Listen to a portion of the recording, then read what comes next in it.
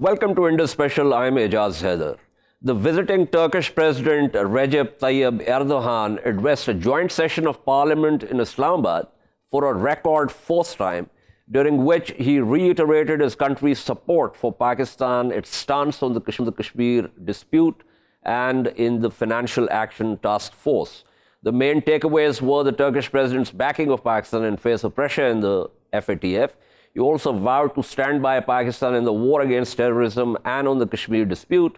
He emphasized historical ties between the two nations and talked about increasing bilateral trade to the tune of $5 billion. To discuss Turkey-Pakistan relations and the significance of this visit, we have with us Mr. Khurshid Mahmud Kasuri, Foreign Minister of Pakistan. Mr. Kasuri, thank you for being on the program. Give us a sense of why Pakistan-Turkey relations are significant. Well, basically, to your audience, it's 100 years, almost a centenary now, when the Khilafat movement was launched in the early 20s. And I remember when I went myself, the first thing that the then president of Turkey,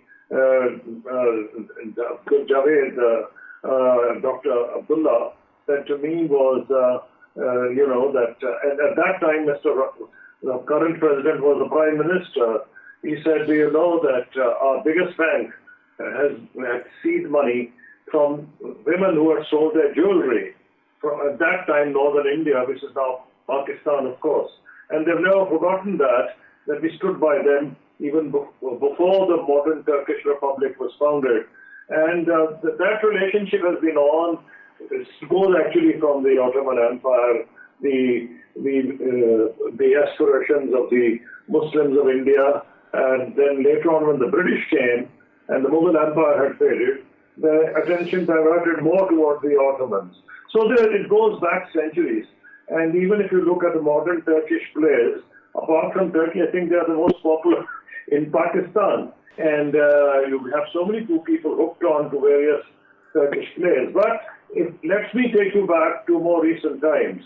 When Pakistan was formed, without really looking into whether there was connectivity, whether there was complementarity or not, the people of the three countries, Pakistan, Iran and Turkey, thought it was quite natural for them to form the RCD.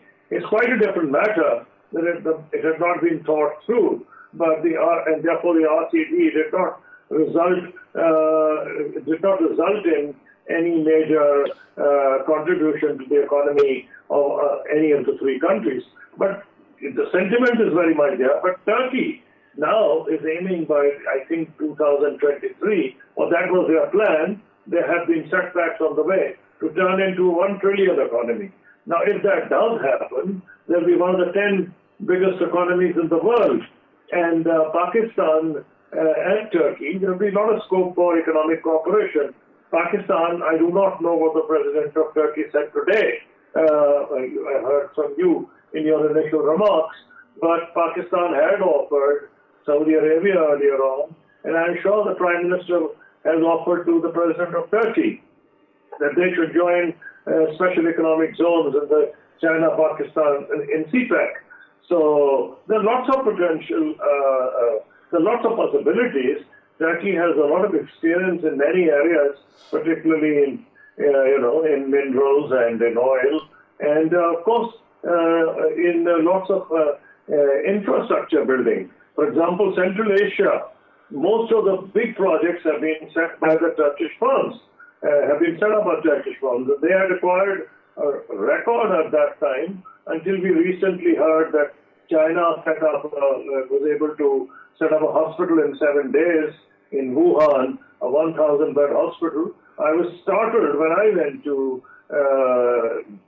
Kazakhstan, and I was told that the Turks were capable of setting up hotels in Central Asia in 100 days or 200 days. I couldn't believe at that time. So they have a lot of experience, and there's a lot of goodwill between the two countries. Okay, Mr. Kasuri, thank you for giving us both the emotional and the historical context of this, and also a word about what Turkey can do for Pakistan. What can we do for Turkey? Now, one of the reasons I asked this question is that unfortunately there are very divisive lines within the Muslim bloc, and we saw a specter of that at the Kuala Lumpur summit and how Pakistan had to pull back from that. Now, Turkey is obviously aiming for, exercising influence in the East Mediterranean also, in its near abroad, in Syria also. And that is something which doesn't very often go down well with Riyadh. Now, we also have traditional relations with Riyadh. So how are we going to, and if at all we can, square these two relationships? That is the challenge. And until we backed out of Kuala Lumpur, which really showed how weak our economy was, Pakistan had been managing this. To give you one illustration, the relationship between UAE, for example, the founder of UAE, Sheikh Zayed bin Sultan Al Nahyan, regarded Pakistan as his second home. And Pakistanis were very fond of him as he was a Pakistani. And hence there are so many Pakistanis in the UAE, and at one stage the number of Pakistanis were larger than that of Indians. Now, of course, Indians is much larger. But when it came to a competition for the 2020 exhibition, international exhibition, and the two contenders were Turkey and UAE, we had no option, although the UAE has been very angry with us since then, that you send your workers to us, etc., etc., and but we voted for Turkey. So, I mean, we were able to manage this. I was very upset, as were many other Pakistanis, that our economy had reached a stage where we couldn't even take a stand on this. You must remember that following the Kuala Lumpur conference and Pakistan's abstaining from it, both Saudi Arabia and UAE sent their foreign ministers, and there was some sort of a carrot thrown that a special foreign ministers conference will be held on Kashmir. Although later on Prime Minister Imran Khan said that, there was hesitation. But I think very soon OIC will have to start speaking up for Muslim causes. If it doesn't, then of course it's only a matter of time before countries like Turkey, Malaysia, and willy-nilly Pakistan, as its economy improves, will have to take a stand. Because, for example, on Kashmir, the two countries, apart, of course, Iran also did, the two countries that really did stand up, not just only in the United Nations, but even earlier, after the crackdown in Jammu and Kashmir, it was Turkey and Malaysia. Absolutely. Now, before I let you go, Mr. Kasuri, give us a sense of when you were the foreign minister, how did we approach relations with Turkey? I believe Turkey also helped us with upgrading some military equipment. So give us a sort of salient features of relations between Pakistan and Turkey at that time. One of the biggest agreements between the United States and Pakistan in the military field was regarding the F-16s. We bought a lot of F-16s. There was zero agreement for buying F-18s. I do not know if we were actually able to buy those because our term came to an end. And apart from 36 new planes that they were going to send to us, the Americans at that stage, and that was the agreement. Whether we were able to ultimately buy 36, I cannot give you the numbers, but I have the figures in my head. And the upgradation, the major part of it was upgradation of the F-16 fleet. F-16 fleet was upgraded by the Turks and the Pakistani with the American agreement. And of course, we bought some from Jordan, again a close friend of Pakistan, an ally of the United States. Apart from that, Pakistani officers have been attending, let's not forget, Turkey is a NATO member, and Pakistani officers have been attending various military courses at various military establishments in Turkey. And when I was foreign minister, I had an opportunity to lecture at the National Defense College then, now NDU. There were lots of Turkish officers who took courses at the National Defense College then and NDU now. So there has been that sort of cooperation. And as Turkey gains economically, and their aspirations are to be among the 10 biggest economies in the world, and although there have been setbacks in the last 2 or 3 years, President Erdogan is quite capable of measuring up to those challenges, as we've seen in the last 10 or 15 years that he's been on the scene, first as Prime Minister and then as President. So I think a lot can happen, but we'll have to put our own house in order before the potential for this relationship can really bear fruit. Absolutely. We have to put our own order first. That was Mr. Khurshid Mahmud Kasuri speaking with us with reference to President Erdogan's two-day visit to Pakistan. Thank you, Mr. Kasuri. I'm also joined by Ambassador Arif Kamal, who has a long career as a diplomat. Ambassador Kamal, thank you for being with us. I was asking Mr. Kasuri also the significance of Pakistan-Turkey relations. Give us a sense of how you look at this, especially in the background of the various divisive lines that unfortunately crisscross the Muslim bloc. Well, thank you very much for bringing me on the radar stream along with you. I'm right now in Makkah Mukarramah, and I think as detached from the South Asian scenario, I could look at the scenario as evolving during the visit and as we can expect after the visit. Well, in very short, I would like to say that Turkey, post-Kemalist Turkey, is now in the process of rediscovering its inner self. Something that in the poetic philosophy we used to call khudi. And therefore, if we have a perspective on Pakistan's relations with modern Turkey, or post-modern Turkey, as you may like to put it, it has to be seen from the standpoint of a futuristic outlook, how we relate ourselves with the future, and not from whatsoever has the hangover of the oil related history of the recent past. And I think Turkey is past that stage now, and it can take a confident posture and set the stage for others to follow in the footsteps. So I think we need to also understand that it's the relationship with the country's own do not necessarily limit itself with the demographic presence of this or that country in a particular geographic spot. We had to also see that they also need our manpower. It's not us sending our manpower. So I think and the era of dictate through remote control from Washington through proxies, that too seems to have now it's crumbling down. And we need to really look at the street, not only at the states.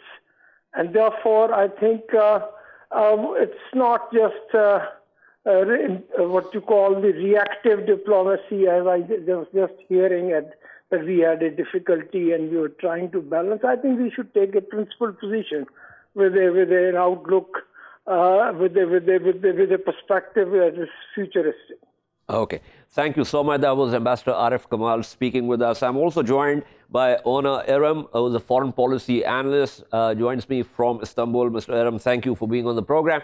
We're discussing President Erdogan's two-day visit to Pakistan. He also spoke to a joint session of parliament, which is a record, fourth time, in fact. And he talked about emotional and historical ties between the two nations. He also talked about the potential of bilateral trade, which he said should rise to the tune of $5 billion and various other things. And Turkey is on the verge of becoming a $1 trillion economy. Give us a sense of how Turkey looks at relations with Pakistan. Well, first of all, it's a fact that the Turkish-Pakistani relationship is of great history, no doubt. It has great substance in the past, and what everybody has been questioning, especially in the last, I guess, couple of decades, is why isn't it a greater relationship? Why isn't it a more strategic relationship in every level, not just trade, but in every level? I remember as a kid growing up, the only song that we were taught that had anything to do with any country was about Pakistan and our friendship. that sense, that brotherly relationship still continues with Pakistan. I believe that most Turks, at least in my generation, do feel Pakistan as close to as Azerbaijan. So for us, most of us here, there's no difference. And I think if you look at the essence of President Erdogan's speech, he's also questioning the same thing. Let's all wish and hope that this would be another, kickstart for a greater relationship between Turkey and Pakistan in the coming days, years, and decades. Mr. Erim, I'm happy that you talked about, in fact, you questioned the fact that despite historical and emotional ties, there has been not the kind of strategic depth between Turkey and Pakistan relations as there should have been. But there are also these fault lines within the Muslim bloc, as you are well aware of, and of course the fact that Turkey under AKP has also been projecting its traditional power in the greater Middle East, in Eastern Mediterranean, and that has not gone down well with some of the countries with which Pakistan also has traditional ties. So do you get a sense in Turkey that Pakistan also has to do a balancing act here, sort of charting its way through, treacherous waters? I'm sure. It would be very, I think, for those of us that care about greater picture, it would be very careless for us to say that each nation and each area, has its own problems and it has its own important things to watch out for.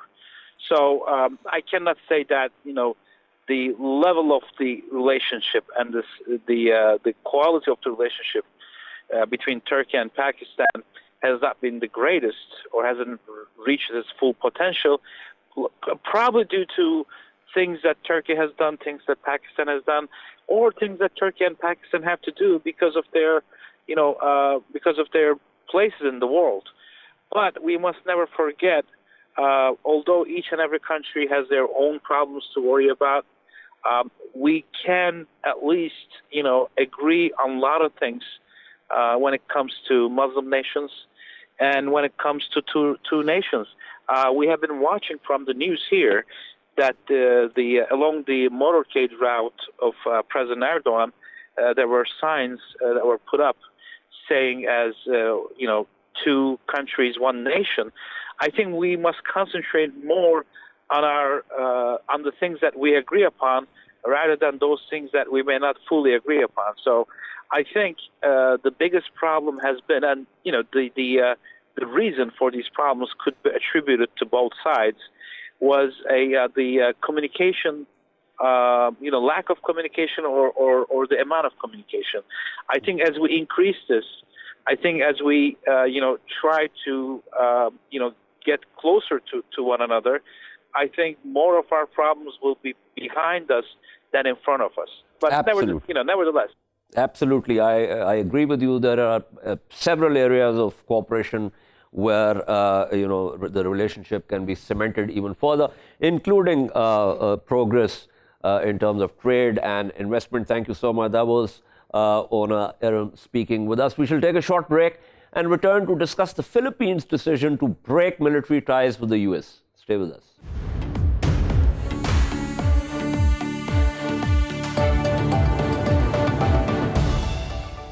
Welcome back to Indus Special. The Philippines military on Wednesday stood by President Rodrigo Duterte's decision to scrap a security agreement with the United States, saying the country could now develop its own defense capabilities and alliances and would do fine without the US. The military chief backed Duterte's termination of the 1998 Visiting Forces Agreement and said doing so would allow the Philippines to expand its modernization program and its engagement with Australia and Japan, both US allies. Despite his defense and foreign ministers last week speaking favorably of the VFA, Duterte's decision was not a complete surprise, given his disdain for the Philippines' close ties with Washington and what he sees as subservience to a former colonial ruler. Interestingly, the move defies domestic opinion. Polls have consistently shown Filipinos' mistrust of China and strong approval of the United States, where millions of their relatives live, including those of some of Duterte's cabinet ministers. The U.S. Defense Secretary has already called the decision a move in the wrong direction. In fact, he said that this comes at a time when Washington and its Asian allies were trying to press China to abide by international rules of order. To discuss this, I'm joined by Mr. Einar Tangen from Beijing. Mr. Tangen is an analyst, and also Mr. Orion Perez, who's a Filipino expat, joins me from Singapore, and he essentially looks at the constitutional reforms and also keeps a close watch on the political aspects of his home country, the Philippines. Thank you to both panelists. Let me begin with Mr. Perez. Mr. Perez, it might be emotionally a satisfying decision if the president has a disdain for a former colonial ruler. But do you think that this is a move that makes sense in terms of how the Filipinos look at the U.S. and the traditional U.S.-Philippines ties? It's very consistent with what President Duterte has been talking about for some time. You know, he's basically been talking about this idea where we try to be friends with as many countries as possible in an equidistant relationship without any special so-called favoritism with others, which is what we've had with the U.S. Unfortunately, the U.S. has a lot of times kind of meddled in Philippine affairs. And so, rightly so, Mr. Duterte is doing a tit for tat and saying, well, you've done too much of that meddling. I think it's time for me to make a move. Now, this move is not final. It's still in 180 days before it truly takes effect. So anything could happen from there. So are you suggesting? Are you saying? Days. Okay. Are you suggesting? Correct. Are you suggesting that this is a bargaining hand that President Duterte has played? That's one way of looking at it.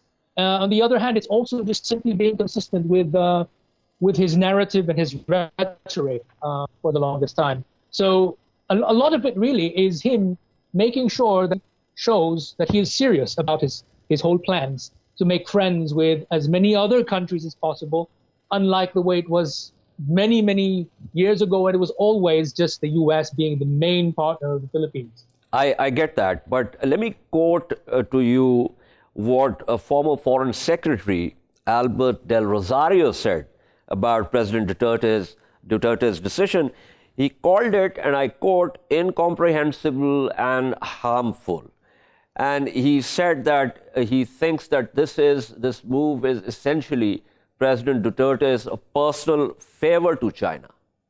Not necessarily. It's not necessarily for China. It's really, if you look at his actions, a lot of what he says is actually just making friends with other countries as much as possible. So not only China, but there's other countries as well, including Japan, including even the UK, which is talking about having joint military exercises with the Philippines very soon, and many other countries as well, Russia included. So okay. It's not just. Let me return to you, Mr. Perez, on the Philippines' relations with other countries, but let me pull in Mr. Tangen here. Mr. Tangen, as I said in my opening, U.S. Defense Secretary Mark Esper talked about the decision as a move in the wrong direction, and also said that it comes at a time when we are trying to press China to abide by international rules of order. So give me a sense of how you look at Secretary Esper's comments and President Duterte's move. Well, it's not so much how I look at it. I think China is looking at this with interest. What you have now is the United States once again dealing with a disaffected former ally. You see that with obviously with Pakistan, with Europe. South America. It's pretty much universal across the board. So I think the big picture here is that they see this as perhaps a negotiating chip that Duterte is preparing, but it really does follow a trend. The situation with Huawei in Europe, France has now said that they refuse to ban it. This has not been successful. Many of Trump's foreign policy moves have not been met with a lot of support from anybody except his base. And I don't know if he's going to learn from this. His response to all of this has been kind of, well, whatever, we'll save lots of money. I have a great relationship with Duterte. Obviously, that relationship was not that great. Okay, I'm happy that you mentioned this, about Pakistan also. As you're aware, when Alice Wells was here, she made comments which were, strongly resented by Islamabad and also drew sharp criticism from the Chinese embassy in Islamabad. So it seems to me that the US is saying to its allies that you have to choose between us and China. But that is something which is very unlikely to happen because countries have diverse interests.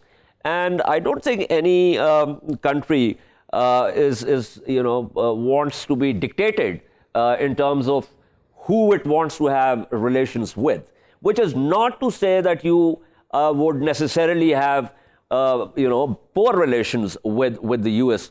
Do you think the U.S. is pressuring countries because it thinks that its clash with China is now inevitable? No, I think what it's doing, I mean, there's no desire in the U.S. to have a full frontal confrontation military, but there's this feeling that China has to be contained. Many of the people you talk to at the State Department will tell you it's for China's own good. I don't quite understand that statement. But, there seems to be a tin ear when it comes to this issue that so many countries have economic interests that they need to pursue with China as a huge market, as a huge importer and exporter of value-added goods that are much cheaper than U.S. and European goods. So, the U.S. does have the security umbrella. That has been the traditional role it has played for the Philippines. But I don't think the Philippines are concerned about a Chinese invasion of the Philippines, although the South China Sea issue continues to be an irritant between the two countries. China has to solve that issue. But at this point, you have two leaders who, in some ways, are very alike. They're a little bit mercurial, unpredictable, thin-skinned. Remember, this all came out of the fact that one of President Duterte's close allies and government official was refused entry into the United States. I'm not saying that that's the sole reason, but it certainly was the spark that lit the fuel that was on the ground. Thank you so much. That was Einar Tangen speaking with us. Let me go back to Mr. Perez.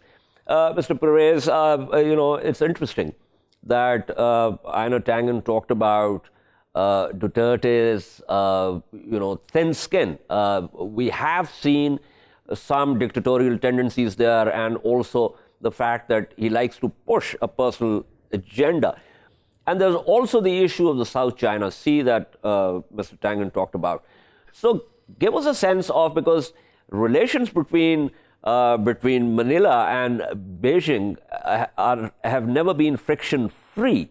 So this move by President Duterte, how does that square with the friction that we have seen between the Philippines and China? Yeah, I was basically saying that this development, the way that the Philippines is appearing towards China is that we are no longer America's pawn. So we can actually deal with each other more amicably than the way it was before. Okay, so that essentially means that President Duterte is taking this decision in order to expand the opportunities that the Philippines under him finds by extending a hand to China. Thank you so much. That was Orion Perez speaking with us. This is all for this week from Indus Special. We shall see you next Thursday at the same time. Meanwhile, for latest updates, you can follow us on social media at indus.news. Good night and goodbye.